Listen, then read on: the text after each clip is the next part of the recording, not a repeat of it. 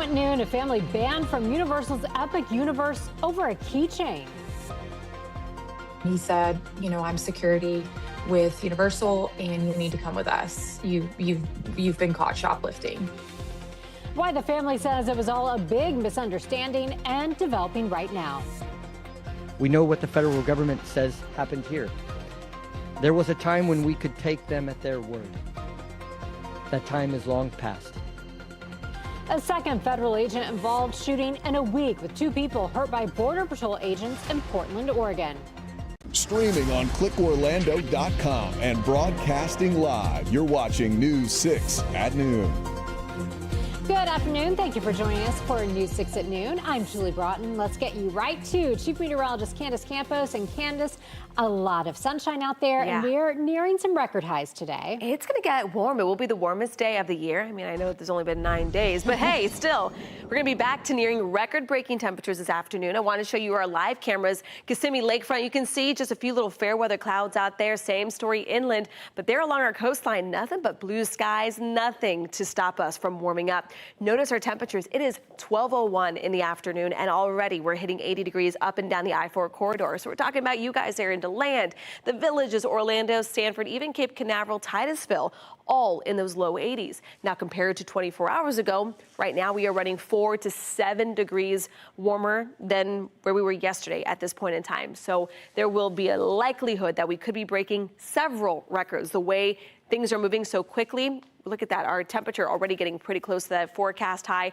Record to beat Orlando, Sanford, as well as Leesburg. But we are talking about a big change in the forecast for your weekend. We're talking windy, we're talking cold, even wet weather in the forecast for next week. We'll have the full forecast coming up in minutes. Candace, thank you.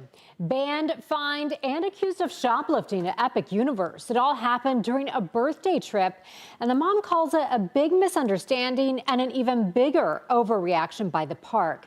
She says she walked out of a store to take care of her upset child who's on the autism spectrum. The family wants an apology, and they're backed by a high-powered legal team. Your Orange County community correspondent Troy Campbell spoke with the family. I felt very scared, actually. I immediately started crying. Nikki Dow says she took a trip to Universal's Epic Universe on December 27th to celebrate her autistic nonverbal daughter's 7th birthday. She says she even registered her daughter with Universal's Disability Access Program. We go over her needs and accommodations that are needed for her. And then they emailed me a copy of her disability card. After several hours enjoying the park, Dow says things took a turn when they entered a Mario-themed gift store. We're walking through the store. We're looking at items. We see a little Mario keychain. She gets excited. I hand her the Mario keychain. She clings to it. Dow says moments later, the store became crowded with shoppers and her daughter became agitated. So she took her outside of the store. Dow says her husband took the tag off the keychain and kept it with him inside with the intent to pay for it. However, she says moments after walking outside of the store, she was approached by security. Dow says she told security her husband was inside the gift store and was going to pay for the $16 keychain.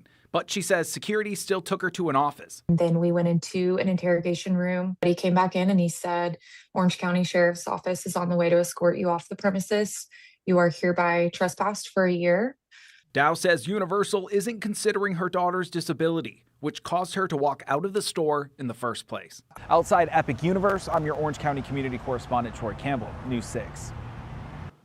We are waiting to hear the next steps from NASA after last night's breaking announcement. They'll be bringing Crew 11 home early from the International Space Station.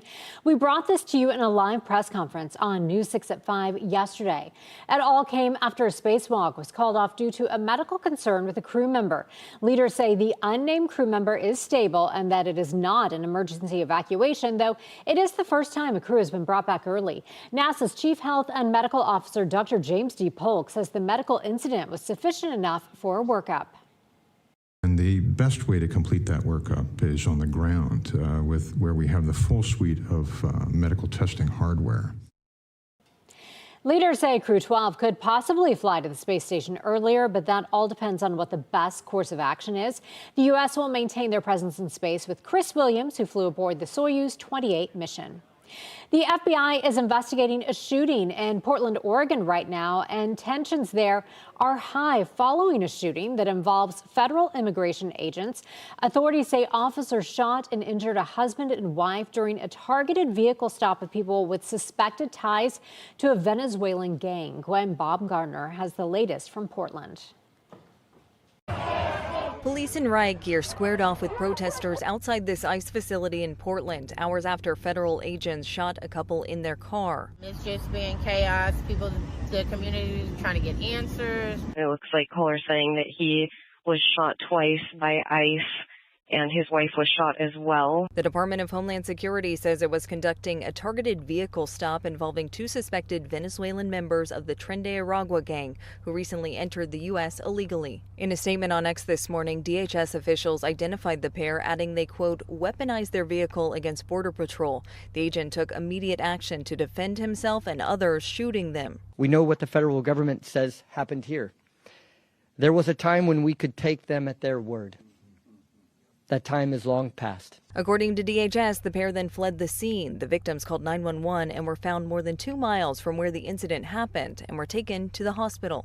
While local leaders here in Portland are calling for calm, they're also demanding that ICE halt all of its operations in the city until the investigation is complete. Portland is not a training ground for militarized agents. We do not need you.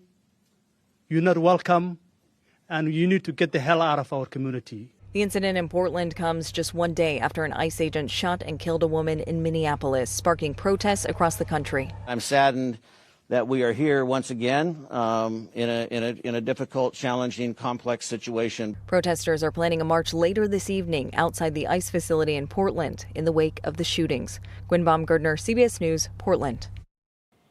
A new crackdown on e-bikes is now coming to Winter Garden, including a ban on a popular trail. The City Commission unanimously approved an ordinance restricting e-bike use last night. It includes banning high-speed e-bikes on the stretch of the West Orange Trail in the city. It also bans anyone under 15 from riding and blocks the motorized scooters on narrow sidewalks. People who live there say the rules are necessary because fast-moving e-bikes and scooters are putting others in danger. Violators now face a $100 fine per incident, and parents or guardians are responsible for minors who break the rules. It is the end of the road for most Lynx buses in Seminole County. Most routes are ending this weekend as the county switches to new on-demand rides from Scout. Your Seminole County community correspondent Mark Lehman is following this story as some say this change is going to cost them a lot of time and money. With this change, I spoke with one woman who says switching routes will cost her an hour extra for her commute. She also doesn't think she'll be able to afford the alternative. A lot of people are in the same boat as 2 days from now, 8 bus routes are going to be shutting down in Seminole County. It's hurting all these people. Penny Carr depends on Lynx and the Fern Park bus stop to get to work every day. After this weekend, the stop and her route are going away. I have to get off at the Sunrail train station and walk all the way down to go up to 1792. How much more time do you think this is going to cost you? It's going to, for me to walk, 28 minutes.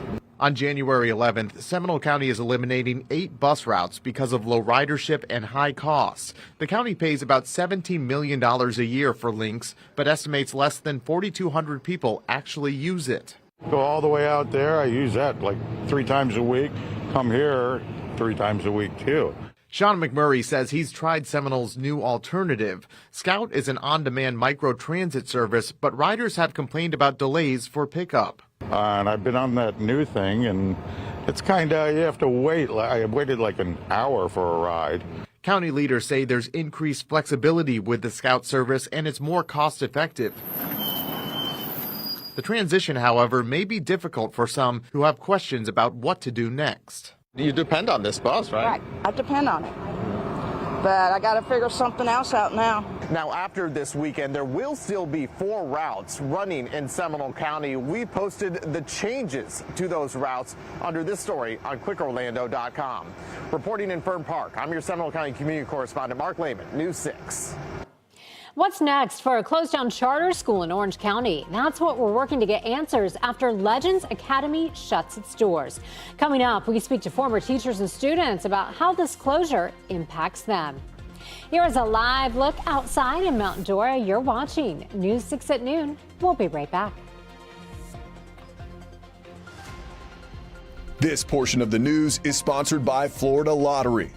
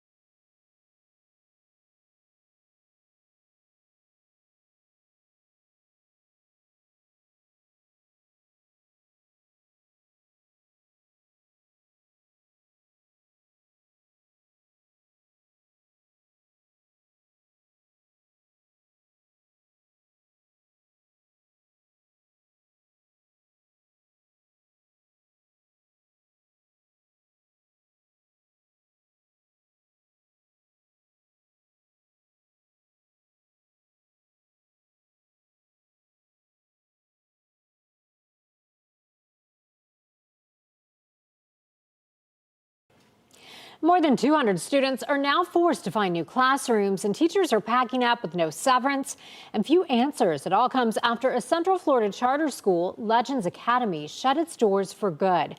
Your Paramore community correspondent Jarrell Baker takes us inside the final days at Legends Academy and what happens now.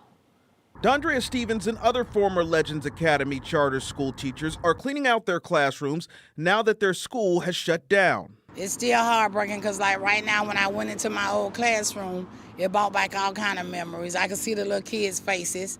Last week, the Legends Academy Board of Directors voted to permanently close the school during a virtual meeting, citing unsustainable financial challenges. The decision displaced more than 200 students and left many teachers, including Stevens, without jobs. Nothing.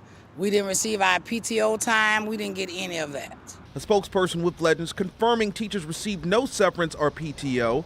The email also saying that all property purchased with public funds will be returned to OCPS as required by Florida law. It makes me feel really upset and really confused because they didn't really give us an explanation on why they're shutting the school down. Orange County Public Schools says that at least 1/3 of displaced students have already enrolled in district schools, with charter schools like Central Florida Leadership Academy also taking in students. Right now we are in the process of enrolling 5 students from Legends, and we have a few more who recently applied, so that would be about 7 or 8 students. And we do have space available in all grade levels 6 through 8. The district says that items reclaimed from Legends Academy, bought with public funds, will be made available to other charter schools. I'm your Paramore community correspondent, Jarrell Baker. Time now is 12:14. It is Friday. That means the all-important weekend forecast. Chief Meteorologist Candace Campos here. And Candace, we really do have an action-packed next 7 days in the weather, starting with really warm temperatures today. Near record highs today. We're going to get a new cold front on Sunday, cold and windy on Monday, and then we'll kind of wrap up the next 7 days with some added rain to the forecast, which, by the way, we still desperately need. So a mixed bag. So whether you need the rain, you want the cold, you like the warmth, we've got a little bit for everybody. Let's talk about those weather headlines. Flirting with record highs, especially today, where we could get very close within the next few hours. Temperatures are moving quick. Then as we head into Sunday, that's when the next change to our forecast comes through. It's going to mix up the air, bring in some drier, cooler air, so no need to be concerned too much of that early morning fog Monday morning like what we've been dealing with all week. But it is going to be cold and windy, so a little bit of a wind chill to contend with early Monday morning. And then by the middle and end of next week, we're going to be tapping into that same cold front that clears on Sunday will start to sneak back in from the south, packing in a little more moisture come Wednesday and Thursday. So temperatures out the door right now. It is warm. It's still really pretty outside, upper 70s to low 80s. If you have the opportunity, either today or tomorrow, you want to get some beach time in, the weather is going to be cooperating for that.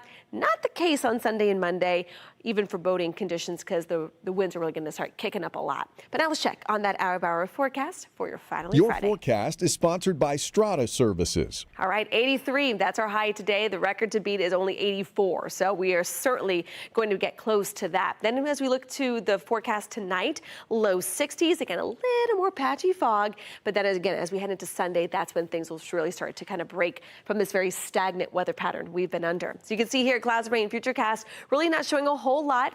We're going to hold that rain chance today at only about 10%, but then here comes that front, added cloud cover, but only a little ribbon of some scattered showers can't be ruled out as we head into late in the afternoon on Sunday into the evening. Nothing severe, nothing to be too concerned about, but notice how quickly the skies will clear behind that cold front.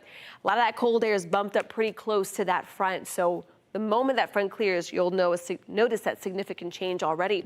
This is Monday morning. Again, it's going to be cooler, and it's also going to be very windy. Wind gusts upwards about 30, 35 miles per hour, which is why our northern zones could be feeling like the 20s. Maybe not so much the case along the coast and I-4, but certainly will be a significant change to what we've been feeling like all week. Our highs, though, on Monday will start to stay well below that average of 72 degrees, as we will all be in those mid-60s. But wait, there's more to talk about. After that front again passes to our south, it's going to start coming back up as we head into Wednesday and Thursday. You can see some of that mid-level moisture here. So things are going to stay a bit more unsettled, and we'll be tapping into some more moisture coming in out of the Gulf. So models are still fluctuating a bit of how much rain we could see, but right now all of the Sunshine State seeing some sort of drought criteria, so any additional rain, even a half an inch of rain on Wednesday would be beneficial, but you can see again a mixed bag over the next 7 days. Julie. Candace, thank you. It is playoff time in the NFL and in college football. Coming up, a look ahead at the playoff game happening this weekend in Jacksonville, and some big news from the Miami Hurricanes. Here's a live look over downtown Orlando from our Light Orlando Delivering Hope camera on this beautiful Friday. You're watching News 6 at noon. We'll be right back.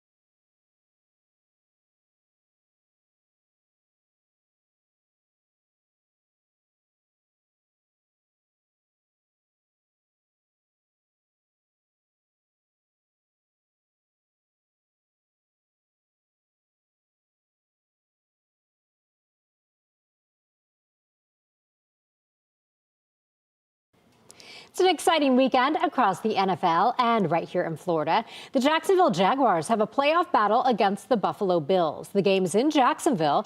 The Jags are the 3 seed and come in with a 13-4 record, riding an 8-game winning streak.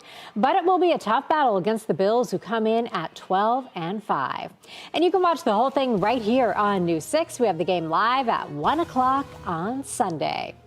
Meanwhile, the Miami Hurricanes are headed to the national title game. Miami took on Ole Miss last night in the college football playoffs, and after an action-packed game, they came out on top. They'll be playing for their first national title since 2001, Monday the 19th, against the winner of Indiana versus Oregon.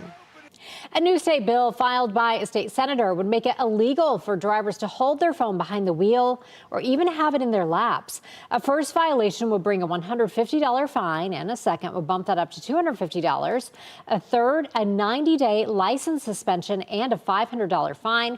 Right now, state law says you cannot hold a wireless device in a handheld manner in a school or construction zone.